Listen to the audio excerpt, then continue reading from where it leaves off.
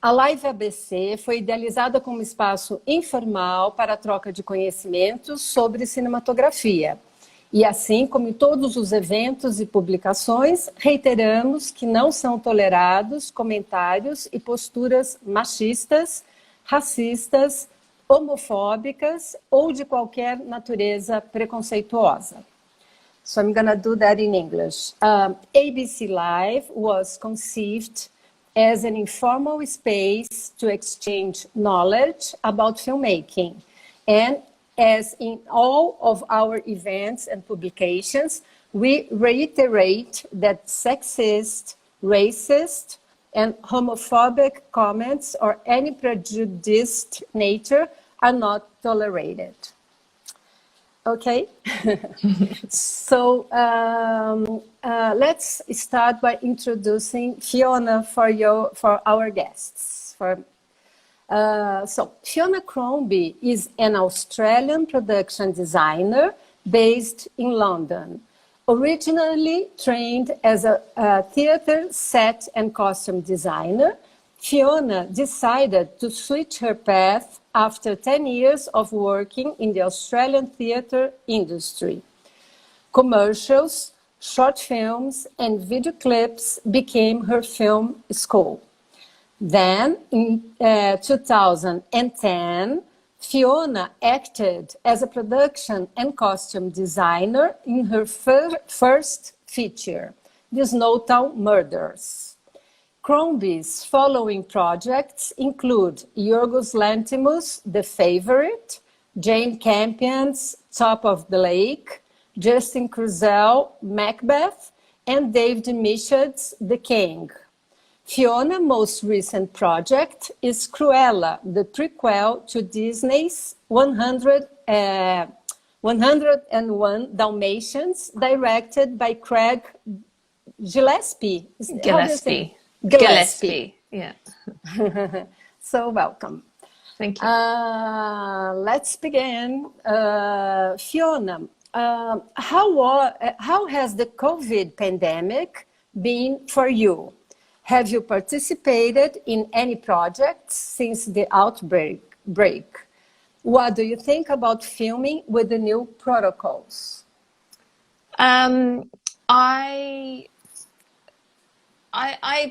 was actually very busy before everything locked down, and so it was quite an interesting time because I was flying a lot just as everything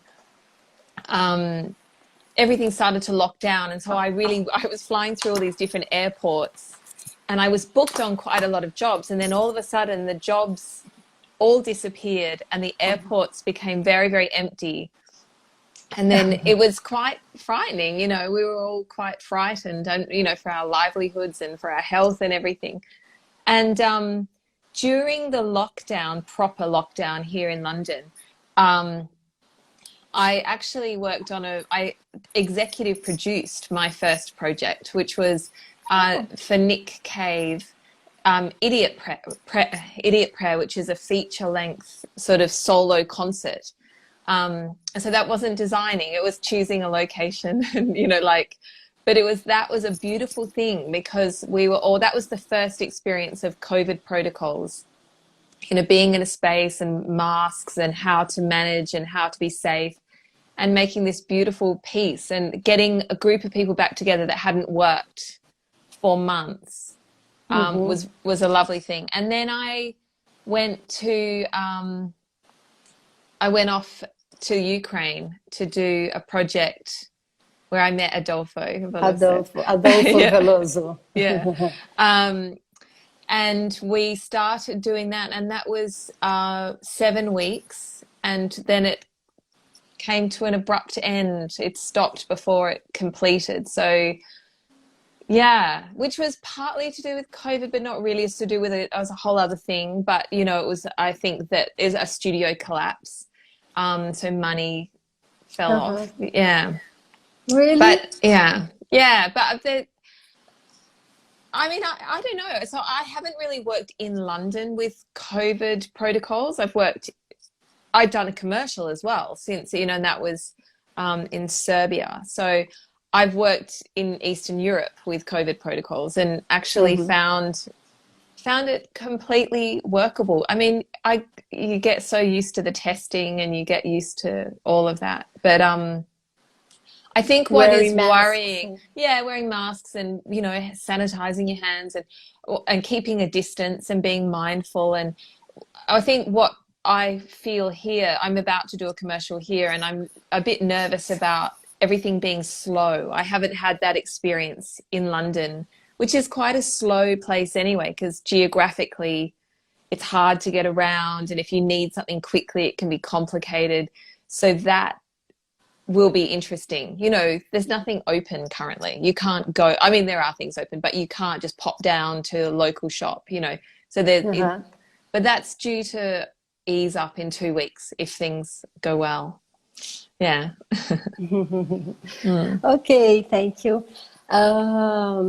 So, a post by Molly Hugh, the production design gender gap for the women in Hollywood from 2017, which is 2 years before you were nominated for an Oscar. 2 years or 1 year? So, 2 years. 2 years. 2019. Yeah. 19. Yeah. It's from the film is 2018 and the Oscar 2000. Yeah, it was 2019. Yeah. So this post that is 2 years before you were nominated for an Oscar shows that in 89 years of the Oscar ceremony, only 4 women had won the award. And since the first woman was finally nominated and won in 1983, Anna Espy for Fanny and Alexander, there have been 170 production design nominees. And of those, only 16% have been women. So, being a woman, what did you have to face working as a production designer in the film business? I don't know. I actually don't know. I mean, I really don't know, because I don't know how my trajectory would have been any different. You know, I feel like I've had quite a fast trajectory, really. You know, I've only made my first film 10 years ago. I do remember things like in theatre. I remember when I first started in theatre, I was immediately funneled into costume designs, where if you were a young male designer, you were funneled into set designs. Like, it's sort of like the girls can make the dresses and the boys can build the sets. And there was that happened straight away, which was very frustrating for me, because I used to watch the young men that I was training with go straight into set design, which is what I wanted to do. But I had to do a few costume designs first before I could. So I remember that more so than, I mean, I think the thing with film, to be really honest, I think you have to sometimes, you know, women can be so quickly branded behaviorally, like you're hysterical if you're you know, bitchy, or you're aggressive, or like women just behaving like, you know, having a feeling about something or being emphatic can be too much sometimes. I think that's what I notice more than I sometimes have, like, I remember once getting quite stern about something that I thought was just crazy on a film, where we were going around, we were sort of pushing something that was never going to work. And I remember saying, you know what? No, I think we've hit a point. And I remember seeing all these people going, oh, you know, and I was like, oh my God, you know, why are you, you know, you're overreacting. But I think it's that sort of stuff. And to be honest, when I work, I'm surrounded by women. I have a lot of women in my departments, and I'm often surrounded by women in location departments, in production, less so in camera. You know, but increasingly so over time, but, you know, like different departments. But so I sort of look around and I see a lot of women everywhere. So I don't know, I feel like I don't really think about it.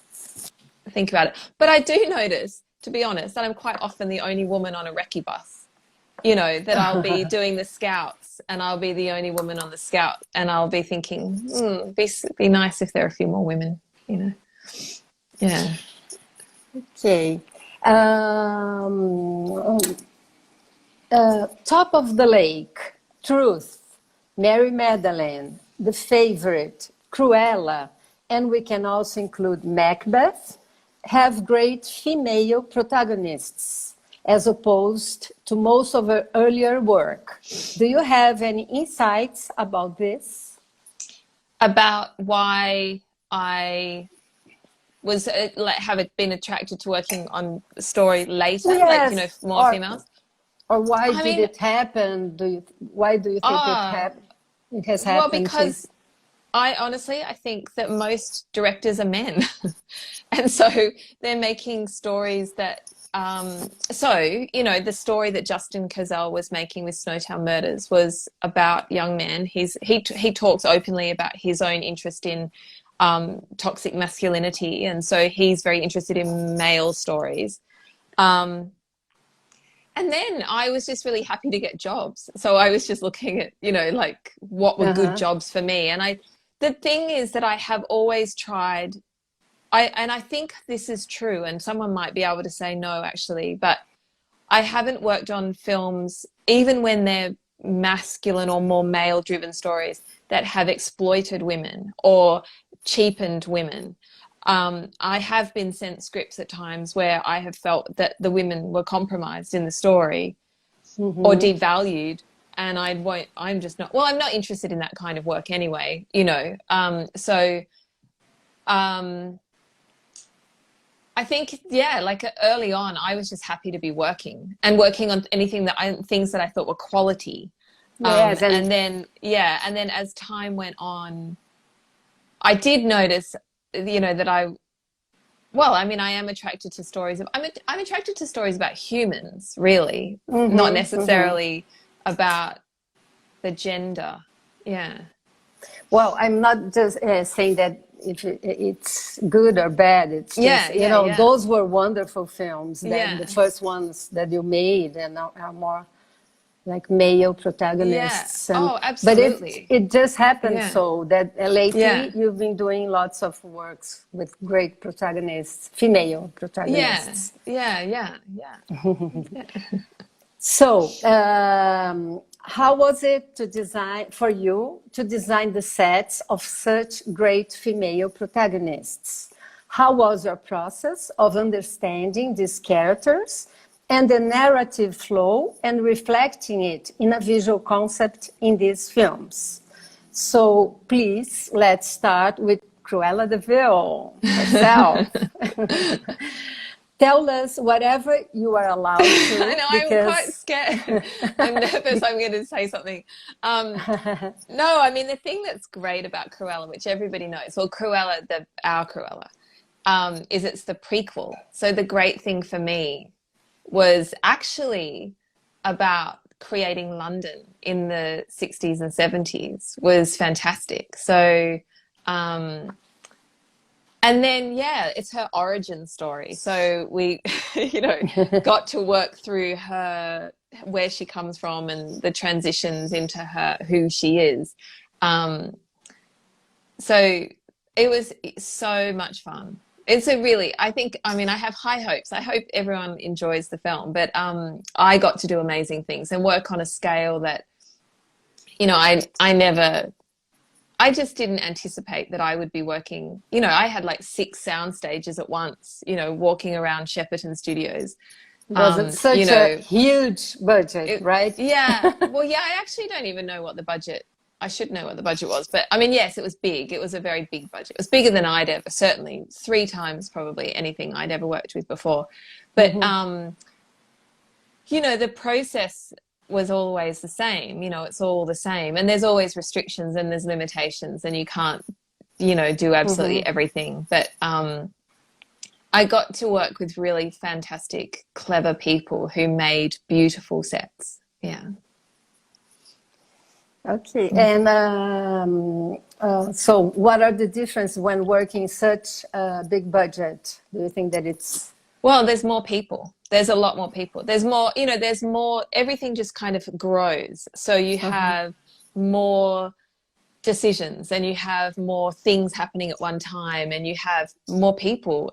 But then you also have more possibility in a way, because you know, I mean, I'd never had sculptors, like a whole room of people just sculpting. It was amazing, you know, so I could do beautiful cornices and, you know, stonework and things like that. And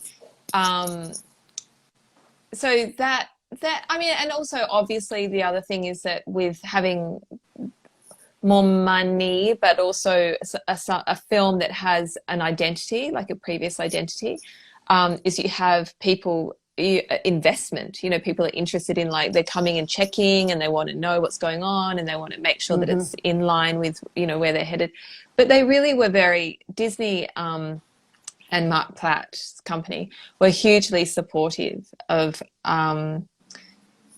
you know, us and our vision and how we were working, and they were great. I mean, they really, and Craig as well. Craig has his way of doing things and everybody just jumped on board. So, yeah, I think that's the thing, just it expanded, but I very early on knew that I needed to have my particular process intact for me to be able to do the job. So I just went about it the same way I would go about a 20 million or a 2 million, you know, with my little process, so that I'm useful to everybody and I can answer all the questions and I can explain how I see it. It's exactly the same way I work on a commercial. So, yeah. Did you have more time working for Cruella, or yes, I did. Pre-production? Yeah, we did. Well, I mean, we had a bit of a strange thing happen where we pushed midway because of an injury, one of the actors. So we actually started in March, at the beginning of March, and I wrapped at the end of November. So it was very long, but there was this push, you know, I think from memory it was a month in the middle where everybody sort of had a little hiatus. So, but it was a long project, yeah. Yeah. Okay. And how was your collaboration with the director, cinematographer, costume designer, makeup artists? Oh, and they're good. the art department crew? Oh, yeah. Well, I had, Craig Gillespie, and he was very open to my interpretation and open to my ideas. And I have quite a lot of things in there that I can, you know, that I know that I brought, you know, that were my ideas particularly, which is nice. You know, that I just said, oh, this would be a really nice approach to this and everything. And he's really great. Like he and Nicholas had worked on I, Tonya, and the way that they tell a story is very energetic, and they've got a real approach and very cinematic. Like the way that it's very wide, they're seeing everything, there's a lot of movement, and I really loved that. And so I was immediately kind of struck by how they operate. And so I don't know, we just kind of had it all felt very easy, to be honest. I mean, I was initially quite intimidated working at that scale. And then I sort of, I actually broke it down and realized that I had great people around me and a great director and great, you know, just everybody was coming in to do their thing. I sort of relaxed. Like I kept wondering if I was going to get fired at some point, you know, early on. But, you know, you just think, how am I going to pull this off? But actually I had all the pieces. I had an amazing supervising art director, Martin Foley, and my set decorator, Alice Felton. And so I had a great team. And then, you know, costume designer is Jenny Bevan, who's a hugely acclaimed and wonderful person. And Nadia Stacey was there as hair and makeup, and she had done The Favourite with me. And so we knew each other. So we were kind of a tight little crew, really, for a big project, you know. Yeah. Okay.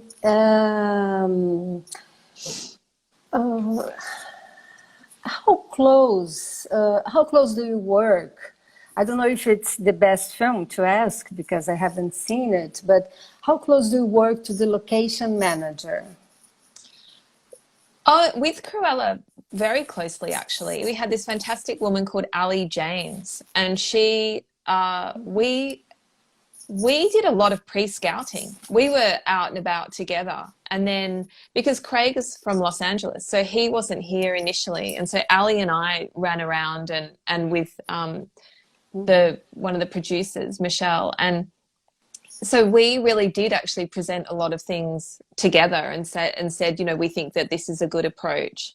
And so I mean, it does vary from project to project, you know, how closely I work. It also depends on, you know, how many. There are lots of locations. So Cruella has a lot of builds, but it has a lot of locations. And so we were out in London a lot. And so, yeah, we did. We spent a lot of time together working through, you know, in advance, actually. Yeah. So do you usually have the time to do the visual concept before briefing the location manager, or I something heavily that reference. Yeah, I always at the very beginning, I do a huge amount of reference work and we're just collating images, and I work with a researcher and he and I will spend sometimes 3 to 4 weeks just referencing, and he will bring me thousands and thousands of images. He's phenomenal. And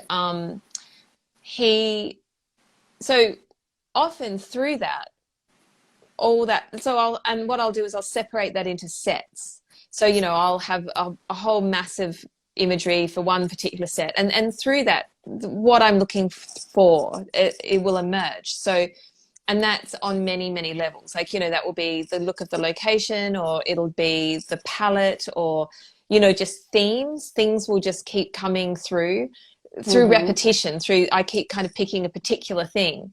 And so then I do give those. So, you know, I remember giving, you know, a pack of things to Ali to say, this is the kind of thing that I'm looking for, you know, this particular set. So, yeah, I do that. Sometimes like I say, I mean, The Favourite was a different story. The Favourite, I inherited that location. I mean, Hatfield House was booked because of the way that it works here in this country with, you know, these big houses make money off tourists. So you have to schedule, if you want that house, you have to schedule according to their availability. So The Favourite had to fit into a particular window. And so I looked at that house with Yorgos a year prior to us starting to shoot the film. And we also went to Hampton Court as well, and we did a walk around. But we knew we were shooting there, partly also because they're the only house. There's very few places that let you use naked flame. So to have candlelight, there was only a handful of places that worked. So in that instance, there are a couple of other locations for The Favourite, but the bulk of that film was there. So that was already set. Yeah. Okay. So what makes you accept or refuse a project? Well, I always just immediately go to the director. That's probably number one, director. And then I also think about, and then I always look at where it's shooting, like what, you know, how it's going to work, because I have a family. So I've got to, you know, think of those, my family, and how that's all going to work. Like, you know, are they going to want to come for a holiday to Romania, or, you know, how are we going to make this thing happen? And so I factor in that stuff, like, you know, like I'll go, oh, it's, you know, a year and a half in Beijing. No, I can't do that now in my life with 2 children. And then if it looks like it's kind of logistically good for me, then I will read it, and then I will just feel, I mean, often what I'm looking for at the moment is I don't want to repeat myself. I really want to try new things, and so I'm looking for great scripts. I think because I was a theatre designer as well, like I love great writing. So I want to read, scripts that I enjoy, that I want to flick through and really, I'm engaged by the story. But the big thing for me, I think, is that I really want to try new things. I just want to have different experiences. Yeah.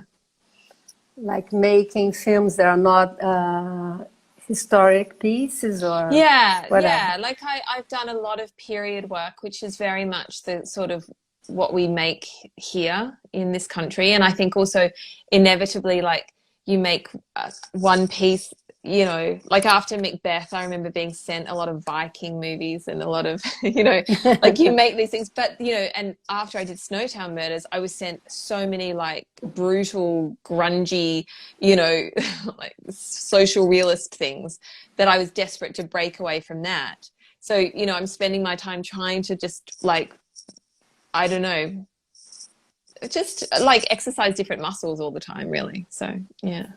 Yeah, that's interesting. So, so now let's talk about the production design for the trio of women, Queen Anne, Sarah Churchill, and Abigail, in the film The Favourite, for which you were nominated for the Oscar and received many awards, 16, including a BAFTA for Best Production Design. This award was shared with Alice Felton, who is the set decorator for The Favourite. So how important, Fiona, how important is the set decorator collaboration for the production design of a film? Well, for me, it's very important. I think I have a real affinity for set decoration. I love set decoration. And I think I've thought about this, and I think it's because as a theatre designer, you are the set decorator, So when you're in theatre design, I'd work with a props person to find all the pieces, but I would decorate the sets. And so I feel like that's the greatest translation of character and detail and storytelling through these pieces. And I'm very involved in set deck. I'm always in their office. I think I love set building and I love the conception of the whole world, but I also love the minutiae, the tiny things that you see on a shelf that might tell you a little story about somebody. And, I love it when they let me hang out in their office and put things together and yes, how they I'm always related there. to each other. I'm there, with them when they're dressing. But often, I love it when they, my team just does something brilliant and I'm like, oh, I never would have thought of that, So, yeah. And what do you think about BAFTA and also the Oscar sharing the production design award with the set decorator? I think, on a practical level, it made it so much more fun because I was, hanging out with my friend and like going through this whole thing together. I think it's I do feel that the supervising art director needs recognition, to be honest. Like, that's a huge part of the film. And it seems like it's sort of slightly lopsided that, I think that's a sort of a strange. I know the Art Directors Guild Awards and different awards do recognise that the whole team, but I do sort of feel that it's a bit lopsided, to be honest. But I feel very strongly that I am that what I do is a cumulative exercise. I work with a team of people. I'm very collaborative. I want people to talk to me. I want us to build something together. So if I could have everybody standing with me and be applauded, I would prefer that. Yeah. Yeah. Sure. Let me see, The Favourite. What would you tell us about taking liberties with the historical accuracy, which you've made very beautifully for the favorite? Yeah. Well, the thing about the favorite was that it was scripted in a way that was completely inaccurate. So there are numerous things that didn't exist at the time. The best example being the wheelchair. So in purely academic terms, they didn't have things like wheelchairs. They didn't have a birthday cake. There are a few particular things. And so what I did early on was I spoke to Yorgos and said, did you know that this wasn't around? And he was like, I don't care. It's more important to tell the story in a way that has the emotive beats and, the importance of those elements for the script and the relationships. It was very important for her to have a wheelchair for the storytelling. So, historical accuracy just sort of went out the window.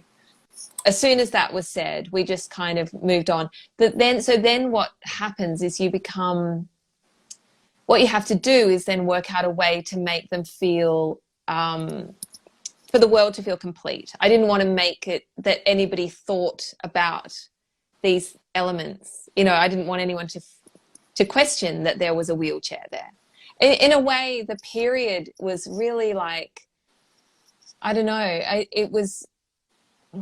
I can't even tell you what year it's set, to be honest. Like we tried to pin it down at one stage, and it just it meant nothing. Like Yorgos was like, no, it doesn't matter. Like it's about atmosphere, and it's about creating a language that we, as an audience, you step into and you sort of accept what is happening, and you accept the language, the verbal, the words, the construction of the language.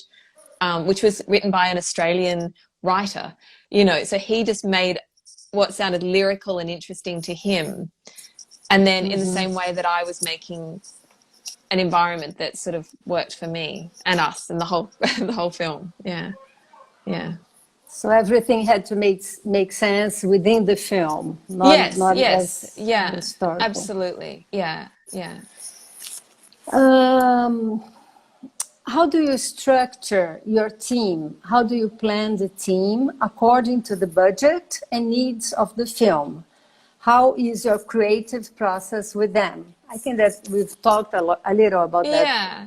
I mean, for me, the key, to be really honest, the key people that I employ are the set decorator and the supervising art director. And then I trust them to choose the people that they need. And I just trust that they will have the people that they need and that they are supported. So I don't dictate that, there are certain people that I have a woman called Lizzie Bravo who does action props that I think is the greatest. So I would always try to get Lizzie Bravo, but she's in hot demand. But so I don't dictate beyond that. And and that way they're also looking at their respective budgets and then knowing how many people they can have, and so that's how I work. Yeah. So you could see now that someone, Carla Café, who is also a production designer, is asking if you do sketching, or if you prefer doing SketchUps, or... do you know what? I just learnt SketchUp in lockdown. That was my task that I gave myself. I tried to do knitting, but I didn't succeed. But SketchUp, I just learnt, which was great because my last project, the project I did in Kiev, I SketchUped all the sets myself because I had no crew. So that was amazing. But normally I do just quick hand drawings, and I also love model making. I love model making for telling the 3-dimensional, like literally sitting with a model and moving things around. And I think that's theatre. I think that's my theatre brain. Like I think I relate to scale through literally having a little object in front of me. And so all of the sets we built for Cruella were all built in model form. And which really helped me. Yeah, it helped me, and it helped Craig. That Craig, everybody could come in, they could see how they were going to work, they could work out camera angles. Producers were coming in, executives coming in, and they could see, you know, I mean, we also had an incredibly talented concept artist on Cruella called Katrin Wood, who did unbelievable work. So she did very realistic renderings. But I still feel like spatially it's so true. If you can understand scale, I feel like you get a truer sense through a model. For me, I do anyway. Yeah, and you do like just in white model or okay, we did just white, but fill we the did space. Yeah, no, we did color. For some presentations, I remember we did do some colour. We ended up putting coloured pieces in, but I'm happy with white. I don't need colour. For me, for my process, I don't need colour. So besides the model, you also do like some colour palette or... What else do you do if you have this? And researchers and... Yeah, I have thousands of pictures everywhere that, you know, tell the story. And then I'll do color palettes and things like that. But often that will end up down in set deck as well. So they'll do their own, you know, like the textiles and how they're all going to work together. And I'm very big on having things all over the walls. So there's always just loads and loads of things everywhere. Yeah. On the walls and on the table also. Everywhere. Everywhere. It's a mess.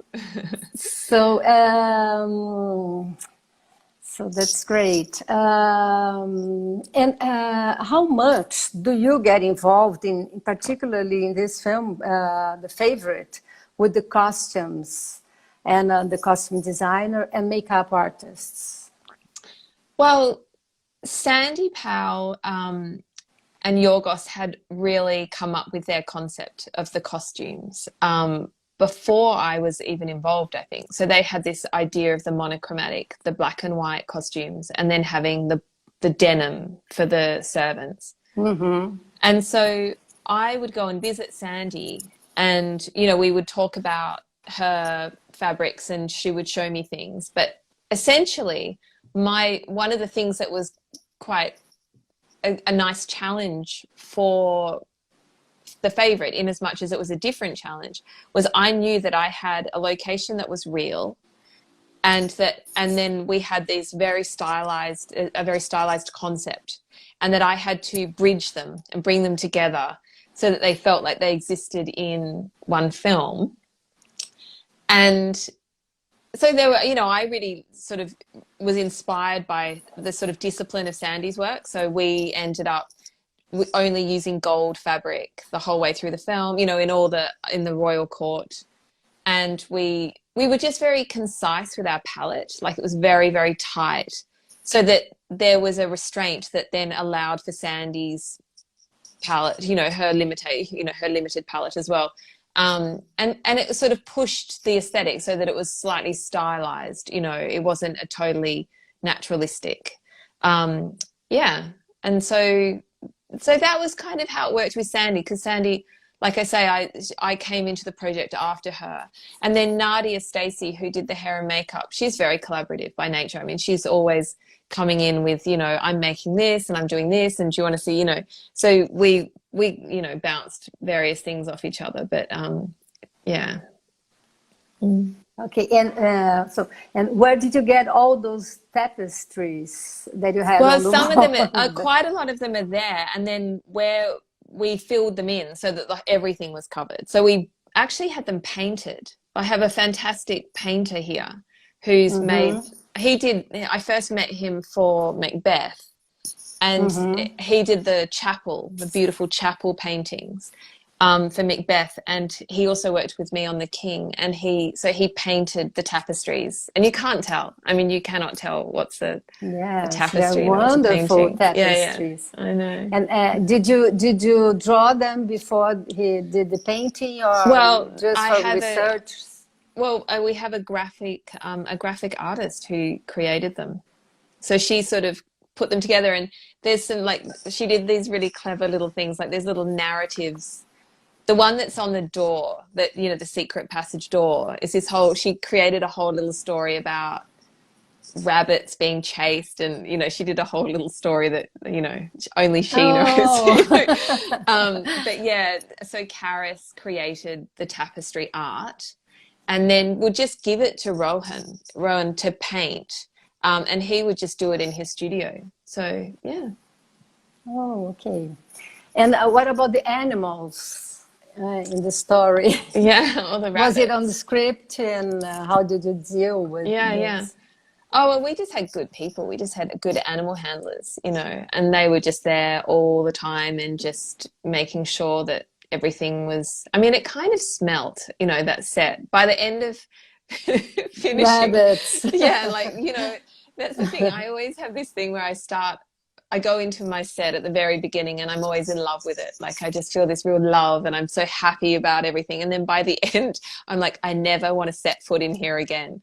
And that was like, that was partly to do with, you know, because they're always hot, you know, there's no air in a set, you know, because of lights and everything's all, you know. And I remember by the end of that, it had a particular aroma, that room. Yeah. And also I heard you had to draw all the rabbits cages, and yes, we did. So we designed those because, again, like rabbit cages, I mean, there was no reference for what a rabbit cage would look like. There was no royal rabbit cage, so we sort of had to invent our rabbit cage. Right. And so we went, you know,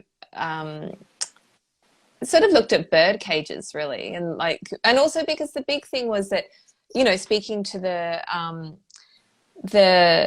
animal handlers, that a rabbit requires a certain amount of space, you know, and really, like, you know, they had to be 2 stories because, like, I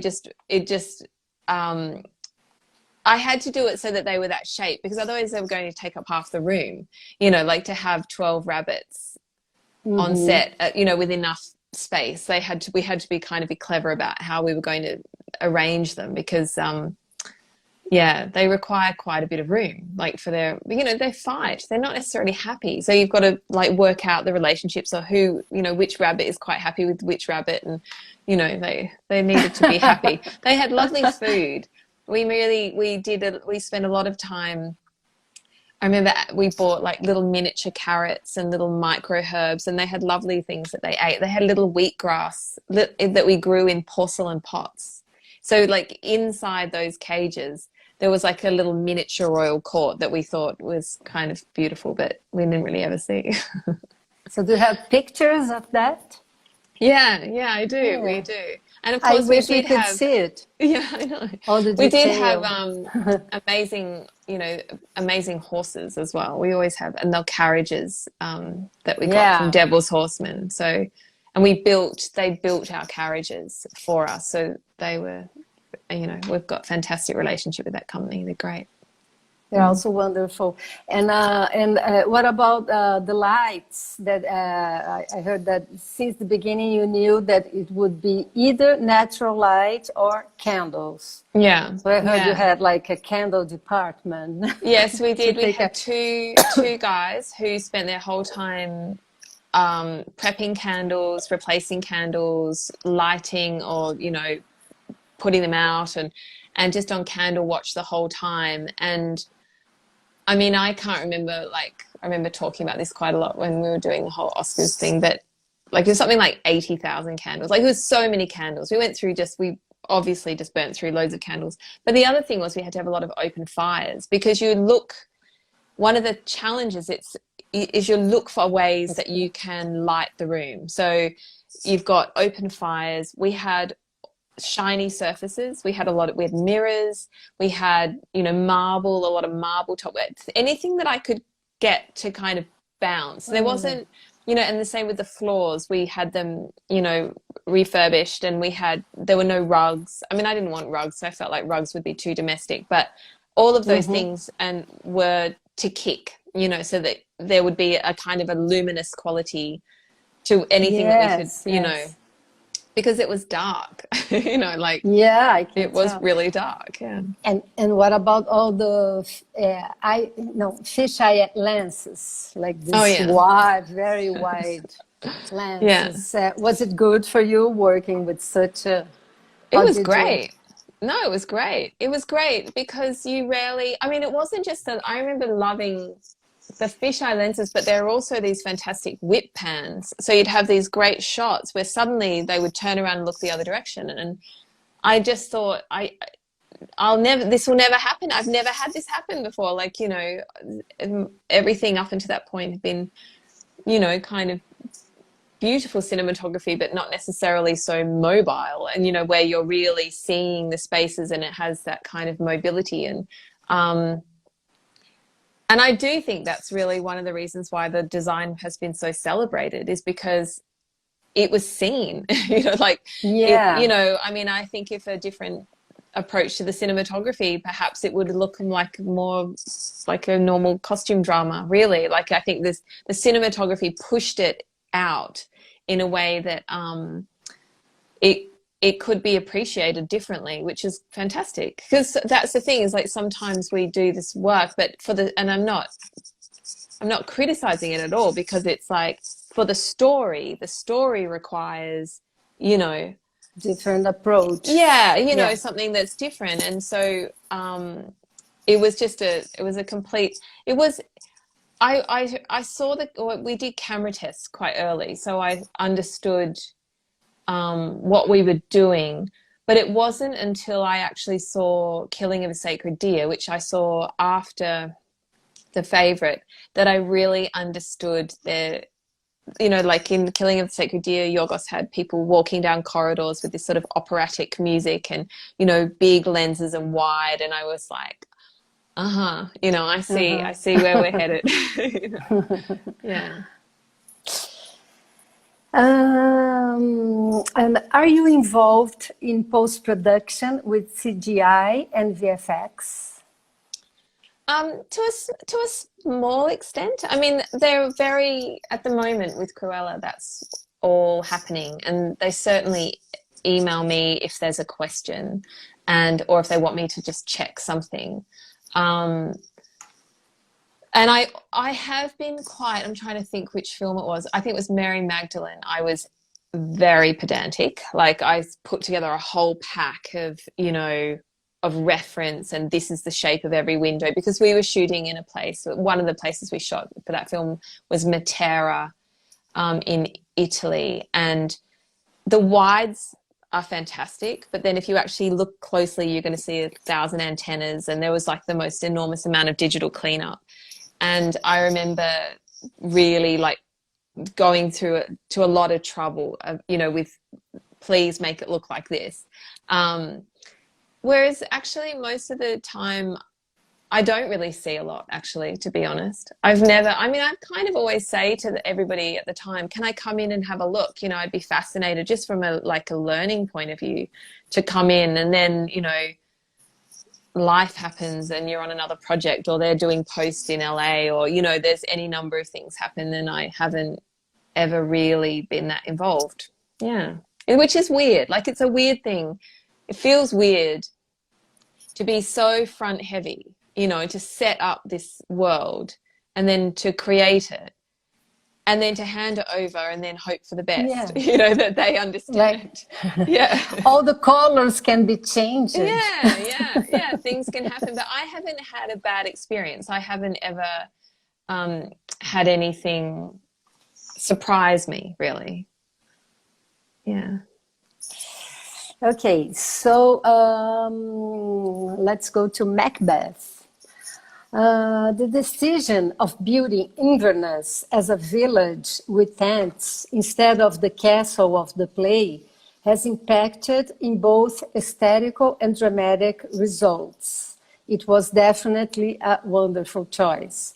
Did you come up with this idea, or it was something that you decided with the director? How did you come up with this It was idea? absolutely with Justin. And initially we had our idea, well, we thought that we would be building it as a village. And then it was a £9 million film, which, you know, for a period film is not much money, and also a period film with exteriors and travel as well. So it was a very, very tight budget. And so what happened was we basically got told, you can't do it. You can't build this village. And so then I remember we went to, it was a Friday afternoon, and we sat in a pub near the studio, and we're just sort of like, oh, you know, what are we going to do? And the thing about Justin Cazell is he's very, very quick on his feet, very, very creatively quick.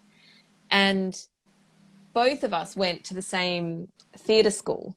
And so we're both kind of able to come up with things and justify, like, okay, well, this could be like this because of this.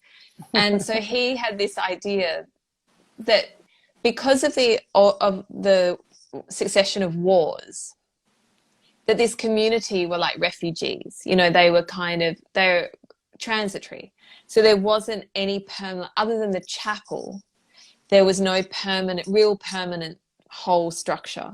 And so we basically reframed our thinking around Inverness as this kind of transient place that they'd sort of landed and sort of tried to bed down. And it made it affordable, really. Like, you know, and I think, you know, we had a vision of having like 50 tents, and I think we wound up with 12, but you can't tell because the way that we, you know, manipulated it. And it was, I mean, I'm very pleased with it. I think it was a very interesting approach. I mean, you know, like, it was a nightmare because we were shooting it in winter. And I mean, we would show up and the tents would have blown across the field. I mean, like, there was just like, like every day you'd arrive, I'd be driving in and think, what am I going to find? Like, or what am I not going to find? You know, I mean, I had a whole set wash away in a riverbank. And so, you have the continuity. Yeah. You just kind of hope for the best. But it was good because what it did was it offered a very, very strong counter to when they went to the castle and when they went to Dunsinane, and then you suddenly have this, you know, the scale and everything and the palette and the whole thing just separated, and you know, you felt a real journey, which was great. It's beautiful. I just love the production design for Macbeth. It's really all of them, but Macbeth is. So again, what's your interaction with the director? Do you usually present a visual proposal during the first meeting, or do you prefer to hear the director's vision and from there work on the project? Well, most of the time now I present my vision, and I mean, that's actually most often because that's an expectation that I will come in with some work done, and you know, I can offer up my ideas. Having said that, I mean, Craig, I got Cruella without presenting one thing, thank goodness. You know, like, that without was great. Presenting? Yeah, I didn't. No, we had a lunch. Yeah, we just had a lunch in LA, and he had lunch. I wasn't hungry. I didn't know we were having lunch. And we just chatted and we hit it off. You know, we just hit it off as people, and he just took the leap of faith. And that has happened to me. Top of the Lake was like that. There's been a couple like that I've just been lucky. They've just given me the job. I remember Mary Magdalene, though. I had worked with Garth Davis on Top of the Lake, and he offered me Mary Magdalene. And I remember actually feeling weirdly uncomfortable that I hadn't offered him a document, because I felt like, how do we know that we're on the same page? You know, whereas at least that's one of the positives of, even though the documents can be such a roll of the dice, you know, like you can get it wrong, and then suddenly the director just says, oh, you know, you're not on my wavelengths or whatever. The thing is, I said this to a director recently, you know, the onus is on you as a director to realize that I'm nimble. Like my job is to morph constantly, to go into different, to read a different script and react in a different way, or to work in a different. So, you know, just because this is an initial impulse doesn't mean it's the thing that you would ever get on a film. So, but yeah, I do. And I mean, I know that the reason I got The Favourite was because I presented a document that was very clear and very resonant of the film that we made. It hit upon things that I think were important to Yorgos. Like, it was very, I remember I had a lot of images that were very spare. There wasn't a lot of furniture. There were a lot of corridors. They were quite empty. The scale, like I had lots of images with tiny little furniture, or, you know, with a huge bed next to it. And I was very interested in the kind of the mismatch of scale. And so I think that one worked. That document worked for me. So for The Favourite, you did prepare a document before meeting with the director. Yeah. Okay. Yeah. Okay. No, I mean, Did he ask you for? Oh yeah. Yeah, I mean, they sort of, most of them do. I mean, I'm trying to think. I mean, Craig didn't, but that was because I was flying. I was in transit. It was just one of these things where, like, while you're in LA, let's meet up. And I didn't have time. And I think I probably said, you know, to my agent, I don't have time. I can't remember, but yeah. Yeah, it's hard. They're hard, those things. They're hard. Oh, my God. Yeah.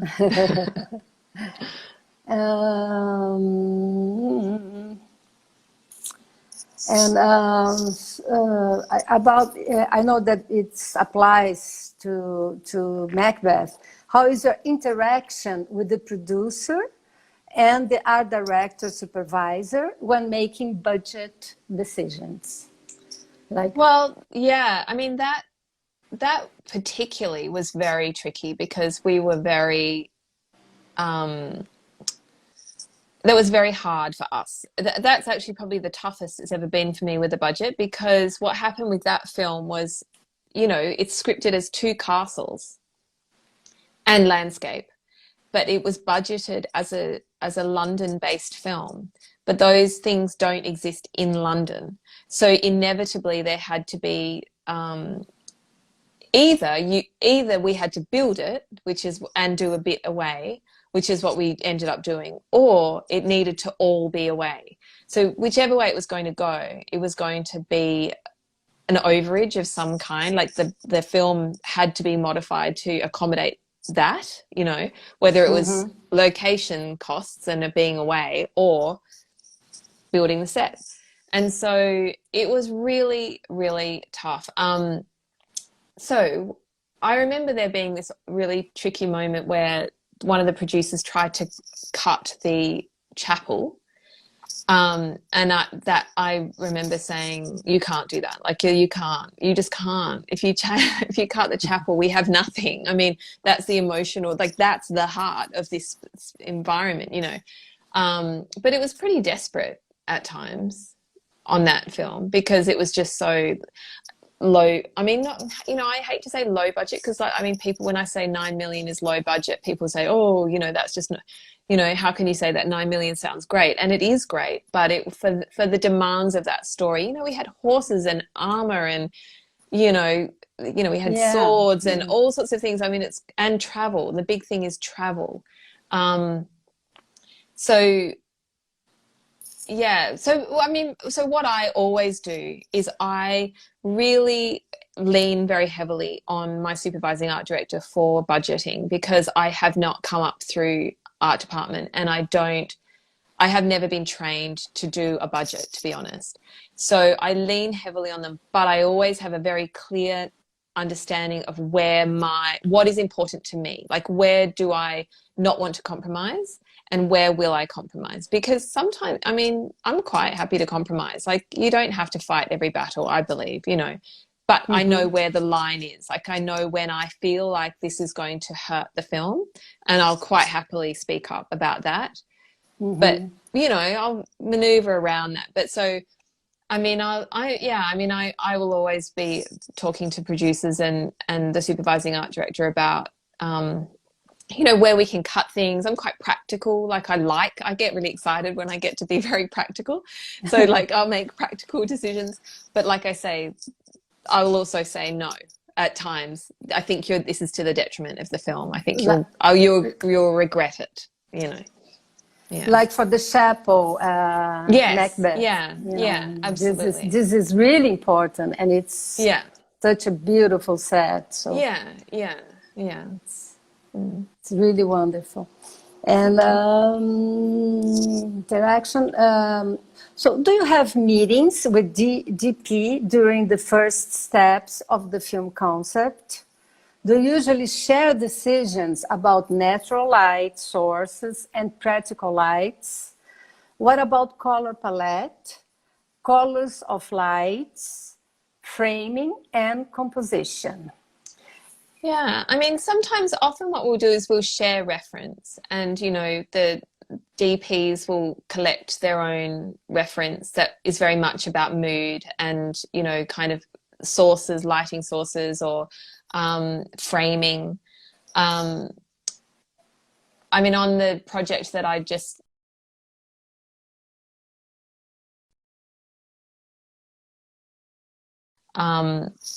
he sent me his body of photographs of locations, and I could see the things that were catching his eye. So, you know, Adolfo was interested in the little things, like the little things that are on a shelf, you know, and that was very useful for me to know that that's what he's going to notice, those details when we're shooting. Yeah, I mean, like I say, I usually just share what I've discovered, and we just sort of bounce back and forth. I've never really had a situation where I had any form of disagreement with any DP, you know. I also like sometimes though it's tricky. I'll tell you what is tricky, you know, which I'm sure you know, is when you've scouted and you believe that this, you know, we're heading down a path with a location, and then a DP arrives and says no, or, you know, they're not. That can be quite hard, because, you know, time is for the art department, time is different to the camera department, you know, what we need to do. So that can be complicated. Having a hard time here with me. Oh. It's terrible to be in the cell phone. Yeah.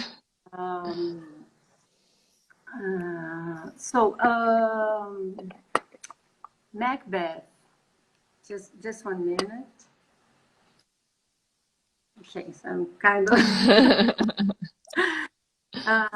So Macbeth was your first film abroad, right?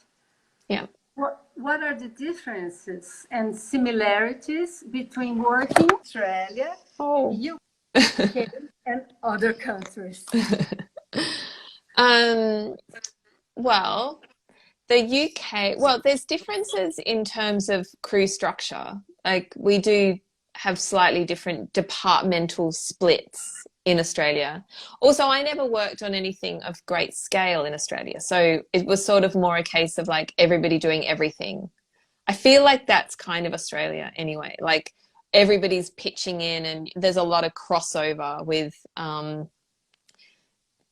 you know, in the art department, definitely. Like, there's different sort of roles. Yeah, and then so coming over here, one of the major differences for me was, you know, the access to resources. You know, Australia is an island. It's a long way away. It's quite complicated to get things. We don't have great, massive prop houses. They just don't. There are some prop houses, but it's just limited. So coming here and doing a period project, I mean, just the access to textiles and like things that you can just hire, markets, you know, just going to the markets and buying amazing, you know, pottery or textiles. It's just, I mean, I was just like, I couldn't believe it. Like, it was just so amazing for me. And so that has been a huge, that's been a huge thing, like very inspiring. But I mean, I have worked a lot I work all the time. I sort of don't know why I do it to myself, where I'll fly into a place and I've never met even one person. I don't speak the language. And I just have to I don't know, you just hope for the best. And actually I have kind of had amazing experiences working in different countries and connecting with people and, you know, standing in the middle of a room and every single person is speaking around me in a totally different language. But you wind up, I'm very proud of like the project we just didn't finish was amazing. The crew I had were incredible, you know, wonderful. So Ukraine, right? Yeah, that was in the Ukraine. But yeah, I think so there's a kind of like, in a way, that you have to develop a resilience and a tolerance for the fact that you have to stand back and let people do their thing and then step up and, you know, because it's sort of it's more labored when you can't understand anything that's going on and they don't really speak your language either. It's kind of, if there's a complication, yeah. You've been to Greece also, right? I've worked in Greece and Italy and Hungary, loads of places. Japan, China, loads and loads of places. That's wonderful. But never Brazil. I have never been to Brazil. You haven't been to Brazil? No. So let's talk now about Top of the Lake. What are the main differences when doing the production design for a feature film and for a TV series? Well, the thing that was interesting about that, I mean, in all honesty, Top of the Lake was my third long form. So I was still I was sort of making it up as I was going along. I still didn't really know what I was doing. So the thing for me about Top of the Lake actually was that it was long. You know, it was a 20-week shoot. And we didn't have masses of prep from memory, like, because the way that we worked was we shot out the sets. So we didn't shoot episodically. We shot based upon like set blocks. So it meant that I could prep as we were shooting quite comfortably. And so it was quite a long experience, but now having made more feature films, I realized actually it was probably shorter than some of the feature films that I've made, or certainly Cruella. It was interesting working with two directors. So, you know, you're sort of juggling, going between two different creatives, even though Jane Campion was the creator of the project. Garth was very much his own director, and he had his very particular, you know, set pieces. And so that was an interesting thing to kind of navigate. But I think that I didn't really think of it even as a TV thing at the time, because I was just, you know, we were just making something that was, to me felt like it was quite long. But then by the end of it, I remember saying to Adam Arkapour, the cinematographer, he just said to me, you go through these, and I think this is true of any long form, you go through this kind of like, it's like you go through a pain barrier, you know, like the first couple of weeks, I'm often like, I don't know how I'm going to get through this. Like I'm so tired. And then you get in the middle part, and then it's like, you just get your rhythm and it's great. And then towards the end, I'm often feeling like this could go on forever. Like I don't need to stop. Like, you know, I've just found like this momentum. So I remember that with Top of the Lake, that we were like, we don't need it to end. We could just keep shooting. This is great. You know, the tiny little town, South Island of New Zealand, surrounded by amazing people, you know, it was heaven actually. So how long did you work for Top of the Lake? You said like... I think I started prep November, and I think we wrapped July, like maybe late June. Yeah. So it was long-ish, but not actually that long, really. Mm-hmm. Yeah. Yeah. But 20 weeks of shooting. So 5 months of shooting. So yeah, maybe we had 2 months of prep. Yeah. Yeah. Okay. And how was your collaboration with Jane Campion? Oh, well, she's amazing. She's just a wonderful person, and she was very trusting of me. I had really no real body of work. I had just done Snowtown. That was the only thing anyone had seen. And I had just started prepping my second feature when I got the job for Top of the Lake. So I was really an unproven film designer. And we just connected as people, and she's a very inspiring human, just in how she operates on a set with the crew and with people and with actors, but particularly just in how her approach to, how to spend your day, how to live your life and how to spend your day. I really loved that. And so, we went around together and we looked at locations, and we just had similar feelings about places. And then she just really let me do my thing and follow my impulses, to be honest. I don't remember it being, again, I didn't really reference. I didn't know I didn't do any kind of pitch document or anything for Jane. I didn't know I was meant to. So we just had conversation, and I remember doing some referencing through as we were coming up with ideas for the sets, but I was more inspired by the location. The South Island has a very particular kind of look, and just in terms of environment, but also in terms of architecture and the way that people have built their homes and the spaces. And I had never been there. So I was like soaking the whole thing up and then interpreting it and embellishing it. And she just let me do that, really. Wonderful. So let's talk a bit about Snowtown Murders now, which was your first film. So you've told me you were pregnant of your second child when shooting your very first film, Snowtown Murders, in 2011. How did you balance parenting, moving, and then afterwards moving to another country, and your career? So this is a question that I would make even if you were a man. Yeah. Well, what we've done is I'm really fortunate because I have a very supportive husband. And so when my film career started to take off and became something that was going to be had the potential to be international, we owned a small business, and he stepped away from the small business, and he looked after the children while I went to work, and we traveled together as a family as well. So for a lot of years we were it was hectic, but we were on planes and we were together. So when I was doing jobs, when I came to do Macbeth, we were still living in Australia, but they were in Australia for a part of it, and then they came over and, for a long part of it. And that was fine because the children were little, and they were quite mobile, and it was all fine.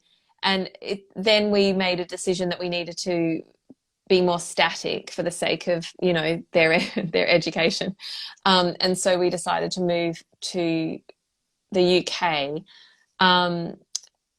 with the idea that then I can bounce around, I can go into different, and to be honest, my husband bounces around as well at times. We sort of tend to juggle because he's a commercials producer, so he travels quite a bit.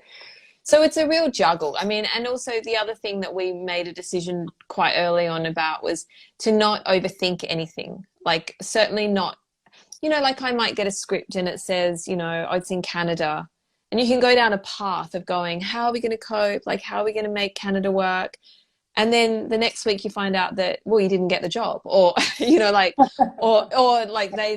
it's pushed, or whatever's happened, so nothing's real until it's real. So we have tried to be quite pragmatic and relaxed about, but also the other thing that's, of course, children are endlessly changing. And so each project has had different requirements, or the children have been in a different place in their lives. So, you know, sometimes things are, well, actually, I mean, they've never been overly tough, to be honest. My kids they're pretty great, you know, like in terms of, I mean, my daughter said the other day, you go away, you come back, you know, type thing. But I haven't actually been away for a long time. Going to Ukraine was the first time, because I had been very still, you know, doing Cruella, and then, you know, for a few years I haven't actually traveled that much. But it has its complications. But I absolutely maintain I wouldn't have the career I have without having had my daughter, you know, or my children. But because I remember having this thing happen where I just shed my, I used to be quite someone who really, really overthink things and really labor, and, you know, like, is it good enough? Is it right? Is it, you know, and I would spend all this time like thinking, and like, so I'd sit there with a theater model box, just trying, like, you know, just thinking too much. And then when you have a child or children, like, suddenly, I don't know, like, there's not enough time to think too much. Like, I became more intuitive. This is what happened to me. I'm not saying it would happen to everybody else, but I remember just kind of going, I don't have time to be so intense about myself. Like, I have all this other stuff going on, and so I'm much I think I'm more confident, I'm quicker on my feet, I'm more capable, I think. And so, like, I kind of get a bit, I know for a fact, I do know of an instance where I got told that if somebody had known I had children, they wouldn't have given me the job. And they told me that after I had the job and I was working, and they were very pleased with the work I was doing.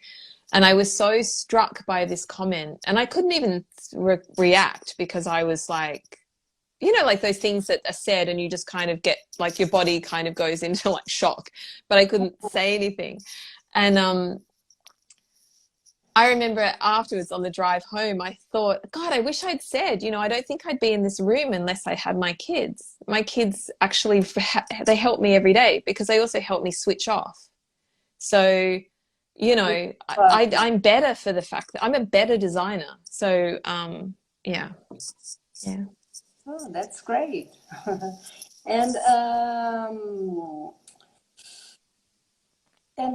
so how did you feel about, so let's talk about Snowtown Murders now, which is a very interesting film. It's a very violent film.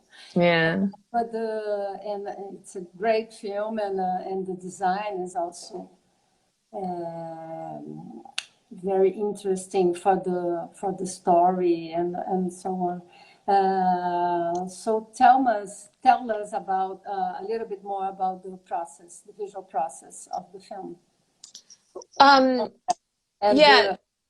Well, the thing is that was interesting about that film was that we filmed it very close to where the events actually happened. And so the locations were in Davron Park, which is very close. And so we went, and I found, again, like it was having access to a lot of location scouting. I went in and I found the language, and this is not a film you can reference, you know, like, it's just that thing of like looking online and trying to find pictures of people living, like, you know, in South Australia in poverty. I mean, it's like it's too like any search engine, it's too general. Like, so it was very important to go and see how people really were living. And I learned a lot from that, like people who had never had a permanent address and now were in council housing, or people, just the state of the houses that they were in, that, you know, like all of that stuff was, I'm so glad I didn't just go, this is what I think it is. Like, we actually learned through being in those houses and speaking to people. And then we found the locations, and all the people that are in that film, with the exception of two, the lead actor, and then one other person in that film is an actor. Everybody else is from that area. They live down the street from where we were shooting. Yeah, they did very involved audition process and workshopping. Like the lead actress is not, I mean, she's not an actress, well, she is now, but she wasn't an actress. She was just a local person. And so there's an authenticity to those performances that's remarkable, and which is why I think people find that film so unnerving and so frightening, is because nobody looks like an actor. And in some ways, a lot of them are telling their own story through what's happening in that film. And so for me, like, it was an amazing experience to be immersed in that community, who were unbelievable. Like, they were so happy to have us. And yeah, I learned a huge amount. And I had a tiny crew. Our budget was $27,000 for the art department, and I did costumes with Alice Babbage as well, and we had $6,000 for costumes, so it was tiny. But we it was the type of film that you could drive down the road and find an old sofa and put it in the van and drive off and put it in a set. You know, it was the kind of, I mean, every single item of clothing was from a charity shop, and everything was from, you know, we were reclaiming things and, you know, moving things around. So you could do it cheaply, for sure. Yeah. Talking to neighbors and getting some objects. Yeah. Okay, and you told me, which I thought that was very interesting, that you were all happy at that time making the movie, and you didn't get involved with the. So tell us. Yeah, I know. Because I that's the thing. Like, when people talk about Macbeth, I mean, not Macbeth, Snowtown. My memories are so good. Like, it was so happy. We just had the best time. Like such a wonderful group of friends, and I think we didn't have any real expectations either. Like, we were, as I say, we were away from everybody, so we're in this little community. It was a $1 million film, so there wasn't massive amounts of pressure on Justin, and yeah, like, they're just, I told you the other day, like, I've known Justin since I was at school. We went to actual school, so we've known each other since we were 13. So I was there with one of my oldest school friends. The co-costume designer is one of my oldest friends. You know, like, we just, I don't know. It was a really happy time. We just spent the whole time laughing. Everybody, it seems crazy, but it probably was a way to deal with it, you know. Yeah. Because it's heavy, it's really heavy material. And we would sit there, I remember doing this workshop. It was a camera test kind of before we were shooting, and they did a scene around it was like a rehearsal dinner, and people just started telling their stories of the, you know, sexual abuse in the region, and like at the school and at different places and families, and just I mean, it was harrowing and real. And these are people just telling their stories of, this is what happened to me, and this is what happened to my child. And we were witness to that.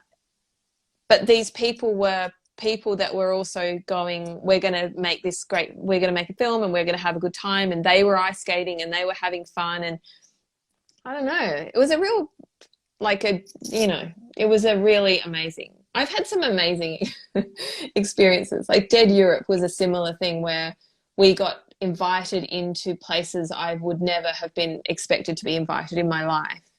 And I learned so much, which is obviously one of the things that's extraordinary about what we do for a job. You know, you're given entry into cultures and communities that you wouldn't necessarily have access to. Yeah. So we decided to do it backwards. So now I have the last question, which is, let me see, how did you get in the film business, and how did you become a production designer? Why did you go for it? Yeah, well, the I am second generation. So my father was a film director, and I did grow up visiting his film sets and being fascinated, like really genuinely fascinated by the set building. I didn't even know what it was. I didn't know what the title was or anything, but I remember going, and he was working in Australia, and in the 80s there were quite a lot of period TV series, and so he made some of those. He made feature films as well. But I remember I loved opening the doors and seeing that it was just plywood, with supports, and just thinking, and seeing that the quality of the scenic art and greens. I loved all the fake gardens and all of that sort of stuff. Just was really exciting for me as a child. And then when I was about 16, I did work experience on one of my father's films, but actually that had the opposite effect. That put me off, because I would go to work with my dad, who was the director, and the art department would already be there. And then, are you right? Yeah. And then I would leave. I would leave work with my father, and then the art department was still there. Like they just never left. And I remember somebody saying to me, if you want to have a personal life, don't have a career in the film industry, like not in art department anyway. And I was like, oh, okay. So then I decided not to be, I didn't really want to do it for a while. Yeah. And then I became a theatre designer, because I wanted to apply for film school, but in Australia I was too young. And so I applied for theatre school and then became a theatre designer for 10 years. Yeah.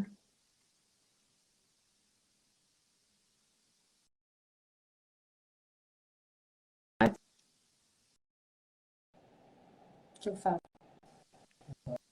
That's all right. Sorry, I lost the connection. I couldn't get the first words, but that's okay. People can hear. Okay. And okay, so it's wonderful talking to you. And I have a few more questions, but let's see if let's get to the questions that I get here. So Carla, again, Carla Café, does she works on the logo and the poster? No, never. Never. No, never, which is a shame, because sometimes they're not very nice. Sometimes they're not that nice, so it's a shame. But no, it never has anything to do with me. Yeah. Do you think that some production designers do that, or? I don't know. It feels like my understanding is it's a completely different team. It becomes all about marketing. Yeah. So no, I don't know of that. Yeah. Yeah, but in a way it has also to do with the atmosphere of the film, and so that not still they are trying to get us involved with that. Yeah, right. Yeah, it makes sense. Yeah. Yeah. But I understand it's a different. Yeah. So, how long did you work in Cruella? Which you told us already. It was like from March to It was November. the beginning of March to the end of November. Okay, and another one. Are you usually on set or work with standby art director? How is your dynamic? This is from Camila Vieira. She works now in Prague. I do have a standby art director, but I always I always see in the set. So I'll always be there at the beginning of a set. Often I'll start the day on the set, like, even if we've established the set, I might just visit, because there might be a big set change or something might be happening. So I tend to always be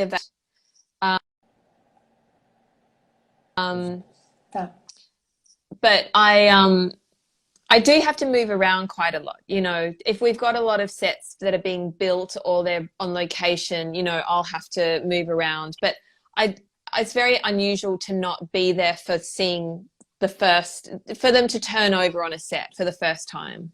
Yeah. To help problem solve, you know, how's this set going to, you know, in case they've got to move things or like something. I always send lots of photos. You know, I dress a set and I always make sure that that I've sent photographs and, you know, people understand, you know, what they're going to get. If a director and a DP can't see it before we're shooting, then I always make sure that I've sent as much information as possible. But then inevitably there's things that will happen, you know, that I can't account for. So I like to be there, you know, to be available so that I'm supporting the director, but I'm also supporting my standby art director, who is my caretaker, you know, so I've got to support them.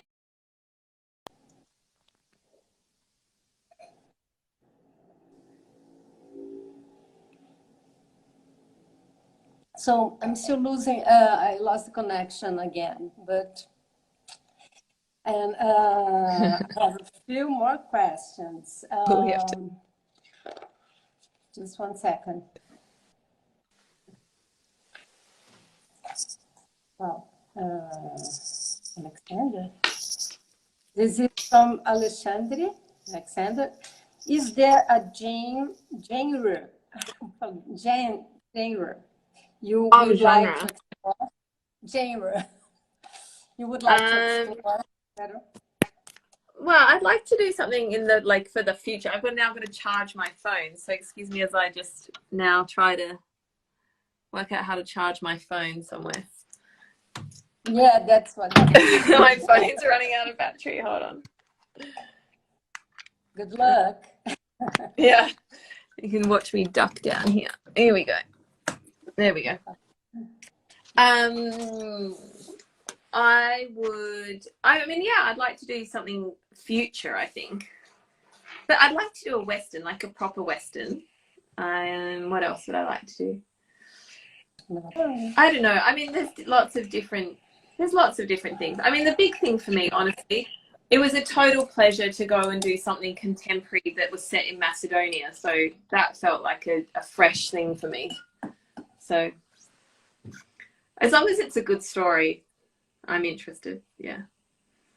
And Vinny Book, on Macbeth, talk about tents and the materials you use for the...